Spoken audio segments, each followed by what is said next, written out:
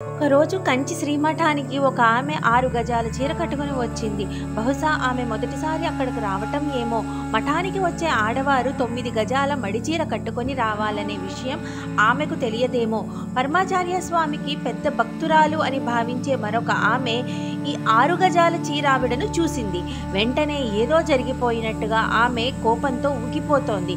మడిచీర కట్టులో చీర కట్టుకోకుండా నువ్వు పరమాచార్య స్వామి దర్శనం చేసుకోవడానికి వీలు లేదు అని ఆమెపై విరుచుకుపడింది. ఆ భక్తురాలి దురదృష్టం వల్ల మహాస్వామి వారు అటువైపు రానే వచ్చారు. అక్కడ ఎందుకు అంత పెద్ద అరుపులు వినపడుతున్నాయి అని అడిగారు. జరిగిందంతా స్వామివారికి చెప్పారు. ఊగిపోతున్న ఆ మడిచీర భక్తురాలిని స్వామివారు పిలిచారు. ఆమె చాలా బీదరాలు. ఆమె వద్ద 9 గజాల చీర లేదు. కొనగలిగే శక్తి ఆమెకు లేదు. నువ్వు వెంటనే బట్టల దుకాణానికి వెళ్ళి 9 గజాల చీర ఒకటి 2 రవిక బట్టలు తీసుకొని వచ్చి ఆవిడకు ఇవ్వు అని స్వామివారు ఆదేశించారు. వెంటనే ఆమె స్వామివారి ఆదేశాన్ని అమలుపరిచింది. వెళ్ళి 9 గజాల చీర కొనుక్కొని వచ్చి దాన్ని మడిచీర పద్ధతిలో ఆమెకు కట్టి పరమాచార్య స్వామి వద్దకు వెళ్ళింది.